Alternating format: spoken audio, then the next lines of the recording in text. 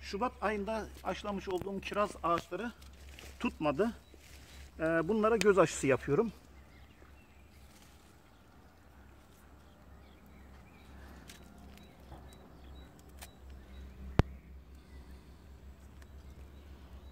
Önce gözümüzü çıkartalım.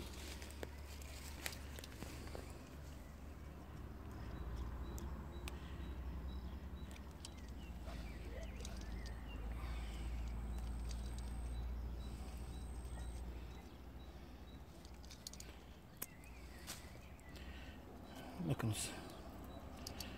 Gözümüzü çıkarttık. Burada dikkat edilmesi gereken nokta, gözümüzde bu yaprak çubuğu oluyor. Burası gözdür. Bu gözün içinin dolgun olması. Bakınız. İçi dolgun. Şimdi biz buna göz aşısı yapacağız. Ağacımız yanlardan sürgün attığından dolayı bayağı sıkıntılı.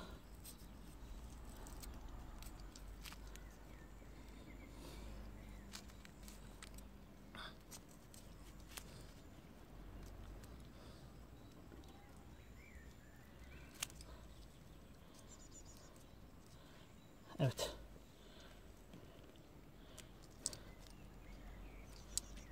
Gördüğünüz gibi çok güzel oturdu. Şimdi bunun sarımını yapalım.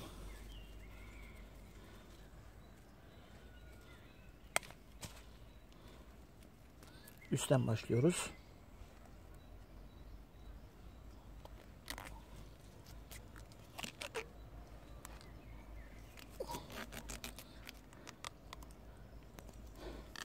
Buradaki gözümüzü kapatmayacağız.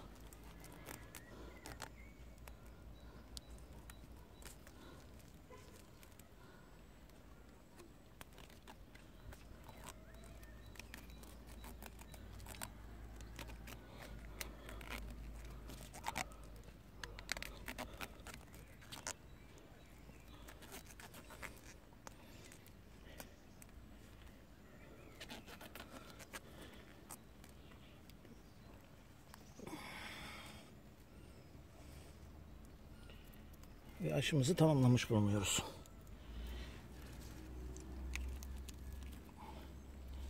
Şimdi tekrarlıyorum.